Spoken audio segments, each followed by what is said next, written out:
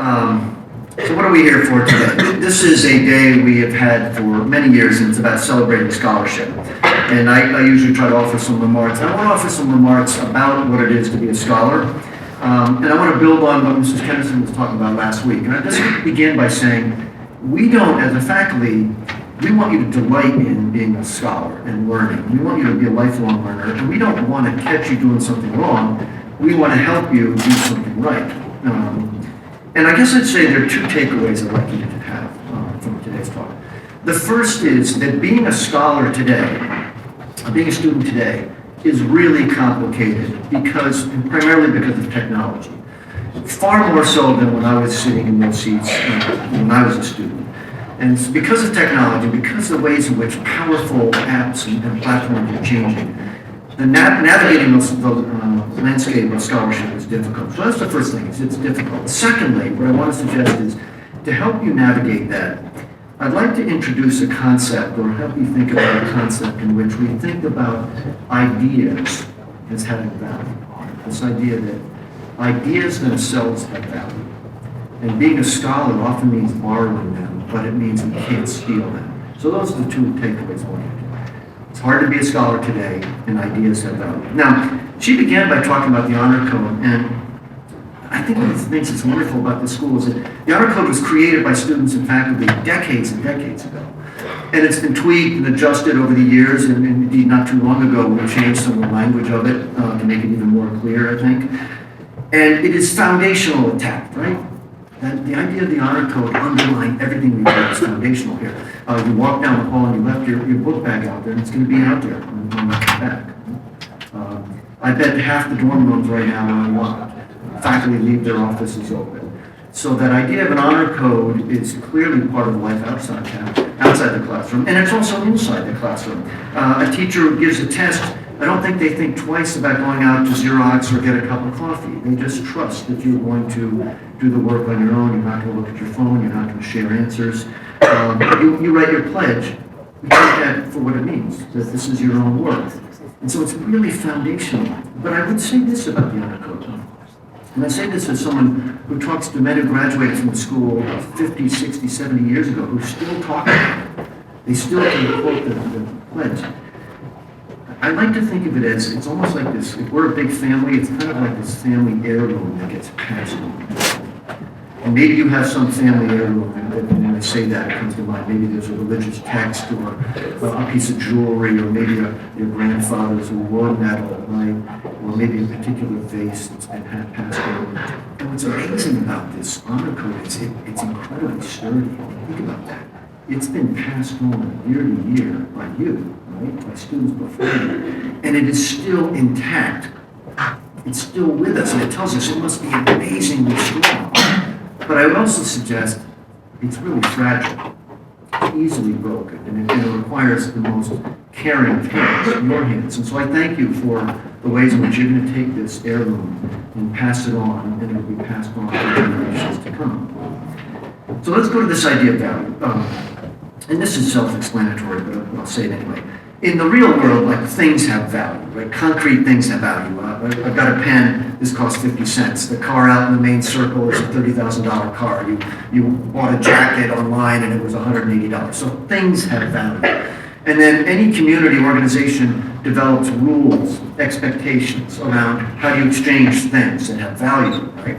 We have those rules. There are rules everywhere, and they can vary. And we know what it looks like to steal things that have value. And there's things that you would never do. I was thinking about some of them. You would never take someone's hockey stick and gloves and go out and skate and pretend that those are your own. You wouldn't go into a dorm room of someone you don't even know and take the jacket and wear it around as if it was yours, right? You would obviously not take a credit card from someone and purchase something online pretending to be that person. You wouldn't take cash from a drawer and go downtown and go to the Thai bowl and suggest that this was your money. You wouldn't do that. We all know that that's stealing. Now, of course, there's borrowing. You do that all the time. We know what that looks like. You would be saying, hey, I broke my stick. Can I borrow yours? It's pouring rain. Can I borrow your jacket to go to the woo? Can I borrow a few dollars from you? Right? So things have value, and we all have ways in which we navigate that. The idea that I really want to give to you is that In the world of academia, so at schools, and certainly colleges and universities where you're going to be attending, it's not things that are exchanged, right? It's an intellectual economy, and ideas are what gets exchanged. And ideas, insights, breakthroughs, experiments, new ways of thinking, those all have value. And so if you work in academia, if you're a faculty member, if you're a professor at college, it's the quality of your ideas, how valuable they are, which determines whether you will be hired, whether you will get advanced, whether you will get a chairmanship of a department or what have you. You're going to publish in a journal, that's because you've got really good ideas. So can you borrow ideas? And this is really important to understand. Yes, that's what scholarship is. It is so fun to be a scholar, to see the ideas of others, to borrow those ideas, to build on them, and to come up with new insights of yours. That's what we want as teachers. We want you to love learning so much that you're fascinated by, deeply curious about the ideas of others. An example, I just thought of this last night. I read before I fall asleep. I'm reading a history of Scotland, and I found a reference to, the author was talking about going to the ruins of a battlefield, and at the bottom of the page, it reads, "I'm indebted to Graham Cruikshank, the director of the Edinburgh Historical Enterprise, for an enlightened tour of the presumed battle site. It was due to his dedicated and scholarly research that the true significance of the battle began to be acknowledged." So what's he doing? He evidently must have been walking around the ruins of the battlefield. And then he realizes, I came to this idea of how important that battlefield was for the history of Scotland, partly because of this other. So he's referencing him, he's honoring him, he's borrowing from him. That's what scholarship is. You do this all the time, right? We want you to be a scholar. So when you present work as if it's your own, any place where it's not, all we want you to do is to say, an idea has value. So I need to recognize, I need to signal to your teacher, I'm borrowing it. I was thinking, your roommate maybe shared a critical insight into a Shakespearean soliloquy you were writing on. Don't be ashamed of that. I think that's awesome that you and your roommate were talking. I think it's great that she gave you a good idea. But I just simply want you to acknowledge that. I'm really indebted to Susie Smith for that insight into the use of light imagery. Maybe it's a history paper and you went online and you found a great essay. Obviously, you cited a footnote, okay? What does intellectual theft look like? It's pretty obvious when I describe those examples of things. You typed up a paragraph in French, in English, and then you just fed it into Google Translate, and it spat out this impeccably clean, sophisticated version and you handed that in. This is a rhetorical question, but is that going to work? It's obviously it's not going to work. And you're presenting it as if it's your own. So that's kind of intellectual theft, right? Maybe you were writing on a short story in your English class, and you found a great critical essay, and you read it, and it gave you an insight that you'd never thought of before, and you presented that as if it was your own. That's an intellectual theft. Let me try to make it more personal. I'll give you a quick story to help you understand. So my father is a retired Yale professor.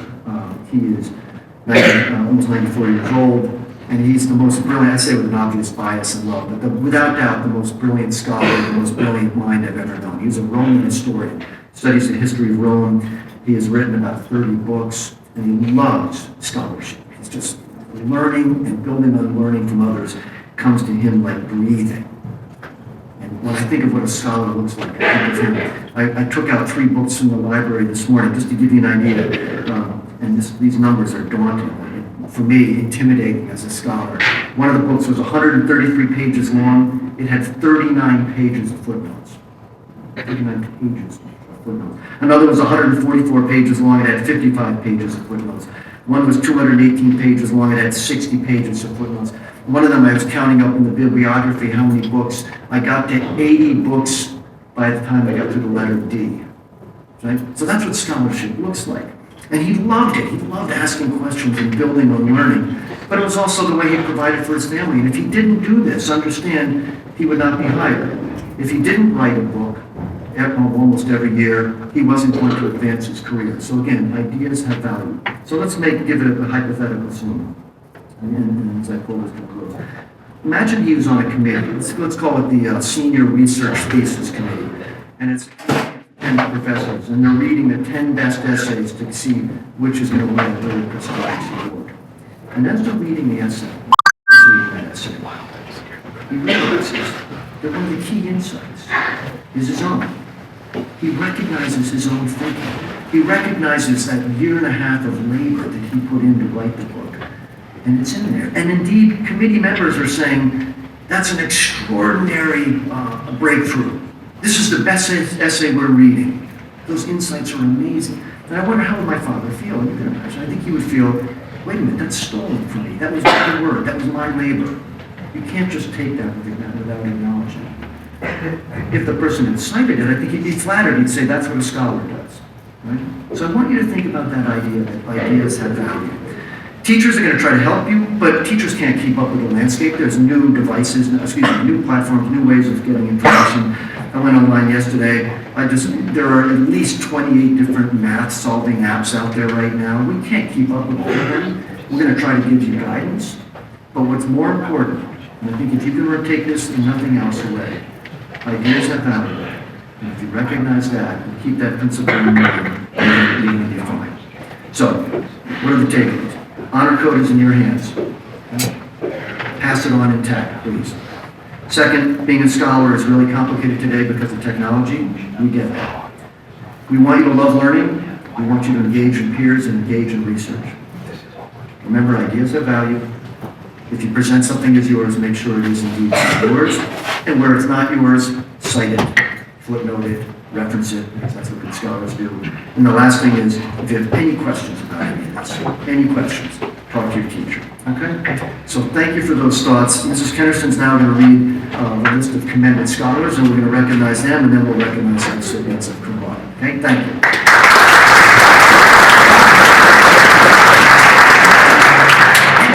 Thanks, Mr. McMillan. The following students received commendation from the National Merit Scholarship Program.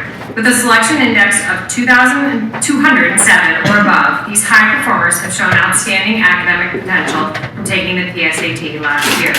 Please come forward in alphabetical order as I call your name to receive your certificate. Jude Chellaby. Come on up. Daniel Dang. Grace Dang. Martin Divino. Alexander DeCorpo. Maria Hogenkamp, Skylar Johnson,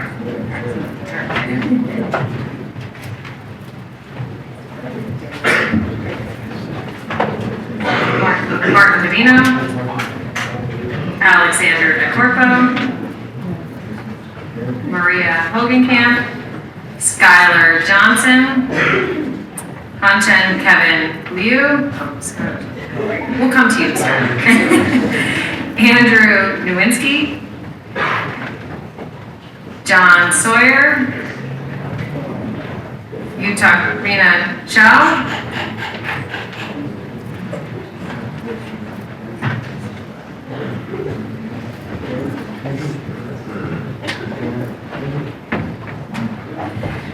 Chapirapong Taipei-Sipong, Marina Tanaka, Uchi Kevin Tong,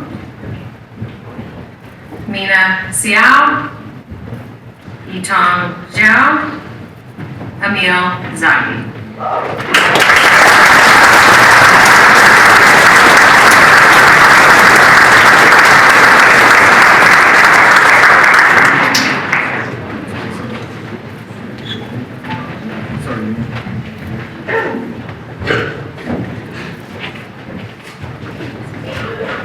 The following students were semifinalists in the 2022 National Merit Scholarship Program for their outstanding performance last year on the PSAT, finishing in the top 1% of all test takers.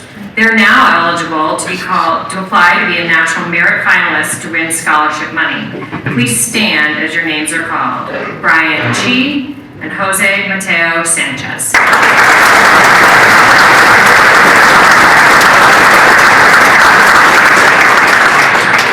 The following students were the ranking scholars at TAP for the 2021-22 academic year with the highest unweighted averages in their classes. Please stand when I call your name. For the class of 2025, last year's lower mid class, the 98.33 unweighted average, Matthew Romero.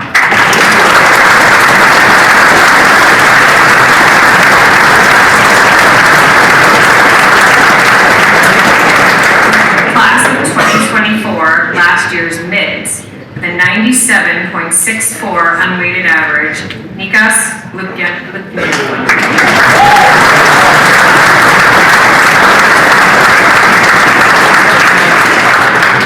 For the class of 2023, last year's upper mids, with a 97.92 unweighted average, Marina Tanaka.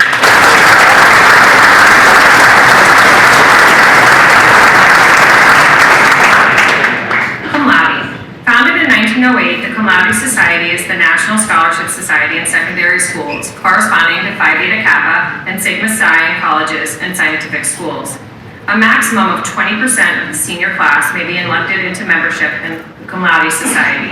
This morning, we will induct 15 members of the class of 2023 who merit inclusion into the society based on their academic records for both their middle and upper middle years. At this spring's graduation, this first group will be joined by other seniors whose selection will be based upon their records for their upper middle and senior years. The 15 students inducted this morning represent the top 8.4% of the class. Will those being inducted in the cum laude please come forward when I call your name? Charlotte Pauling Broadhead.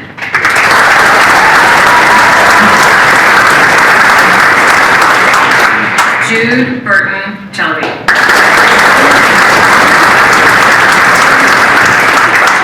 Emma Nikoleva Chambarova.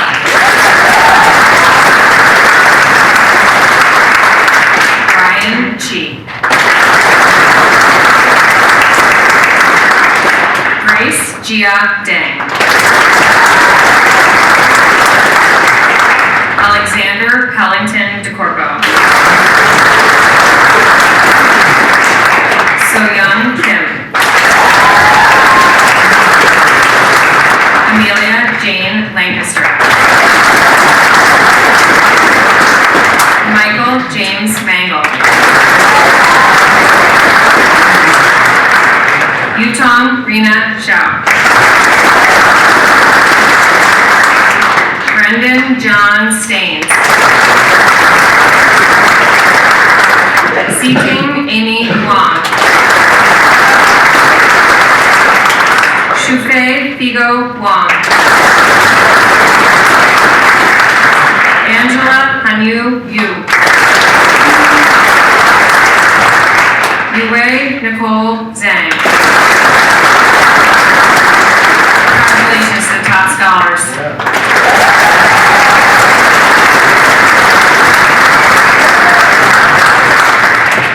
Congratulations. You know, one of the things I love about the place is that we celebrate achievement in so many ways, whether it's on the field or in the arts or in service. And today was that tradition where we celebrate academic achievement. And I'm really, really proud of these. And I'm proud of all of you for all the commitment and dedication to learning. It's a real honor to be here in a room full of such talented, curious, and I think students of high integrity. So congratulations to all, and we are adjourned. Have a great day.